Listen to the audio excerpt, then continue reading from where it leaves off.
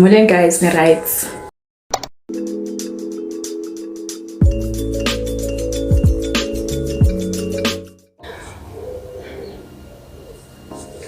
Ada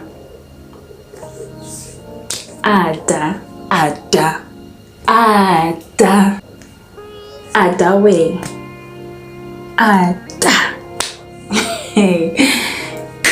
Oh, engasandidika nga Ada. I don't want to lie to you. Engasandidika nga girl. I was. You know what?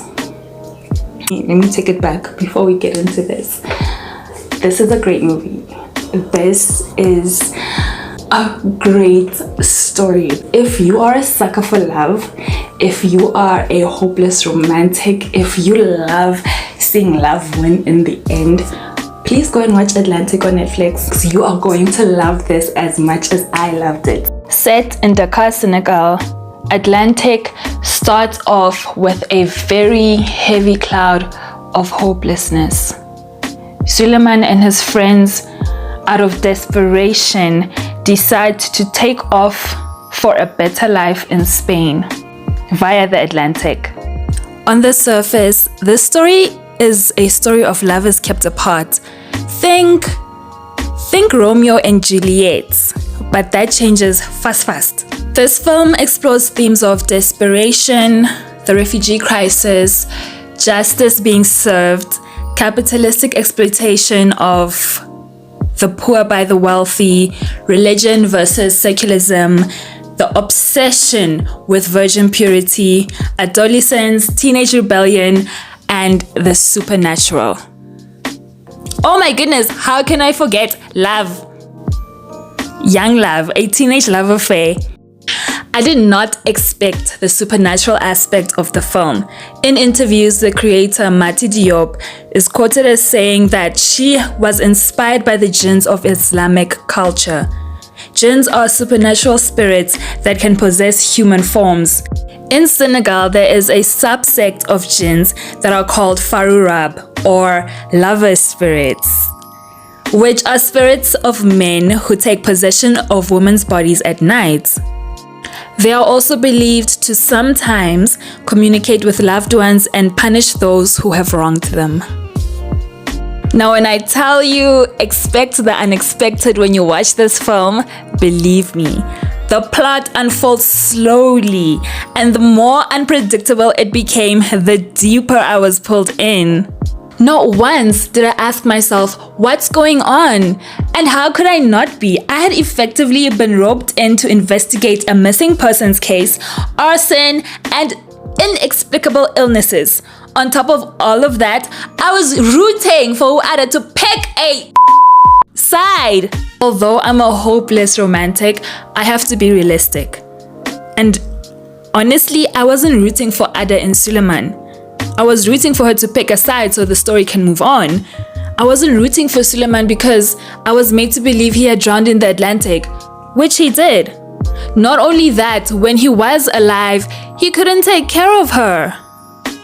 He wasn't able to take care of her. That's why he got on a boat off to Spain, risking his life.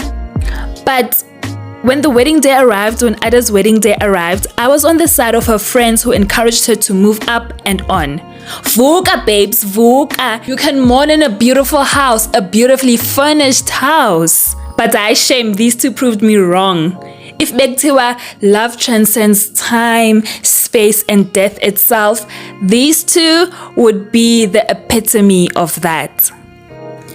I can't say I was happy for them, but it's definitely an interesting end to a teenage love affair. If Romeo knew how to pull this stunt, that tragedy would have had a completely different ending. This film is stunning both in its themes and visually, which brings me to Ada and her hair. In all my years of watching film, I have never been so happy to see a black girl get her hair done as I was when I watched Ada get braids in her hair. I was so frustrated by her choice to just look like that. And hair is such a big thing for us. hair is such a bit, regardless of what you choose to do with your hair,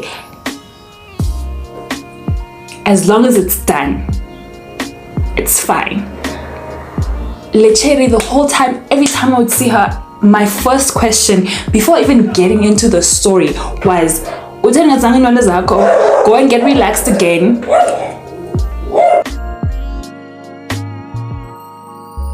Your relaxer needs a touch up. Something sisi twala touch up relaxer. Do something the whole time. And girl was, hey, she was engaged to be married. She had a boyfriend. Did you not feel like showing up? Did you not feel like looking nice? Did you not feel like being presentable? Did you not? And you're a teenager. Nanzo enge into. I was once a teenager. I know how self-conscious we are. I know how self-conscious we get, especially as girls. Especially in a world where we are scrutinized, overly scrutinized, from our looks to our features, to the way we dress, to how performative we are in our girlhood. On top of all of that, we're also constantly being compared by our parents, friends, complete strangers, community members, people a part of the church are constantly comparing us to other people, to other women, to other girls. How on earth was she like this when it came to Inondezake? It frustrated me. And maybe it's the way I was socialized, or maybe it's the fact that it did not look nice at all. And there's no one, I'm assuming she was a teenager because she would look young. There's no one in Ada's age group that didn't have their hair done. All her friends, even Miriam, the hypocrite, had her hair done. Yeah, now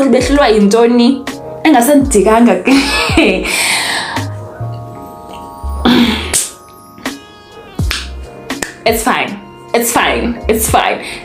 fine. The whole story, the whole plot of Atlantic makes up for my frustration with Ada and her hair, and I'm not gonna focus on it. It's out of my system now. I've talked about it, it's gone. I'm not gonna bring it up again.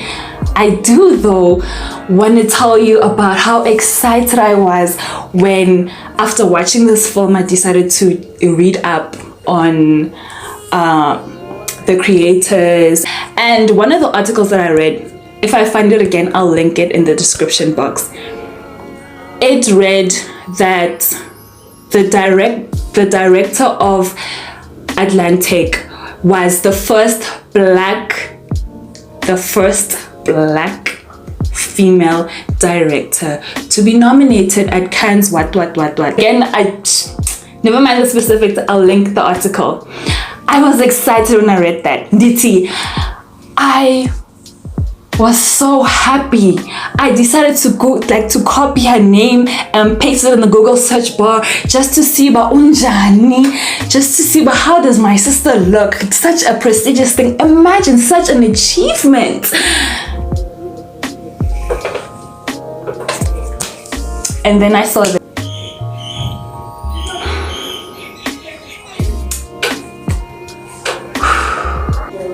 if kuthiwa la sisi umnyama, I don't know uba mna ndiyintoni. I don't know. My excitement drained out of my body when I saw her picture. I get it, the one drop rule. I hear you. I hear you. The one drop rule, I hear you.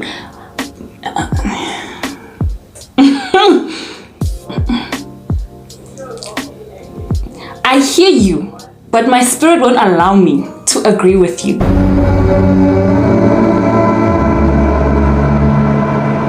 So much for making it to the end of my video. Don't forget to like, comment, and subscribe, and I will see you in the next one. Bye bye.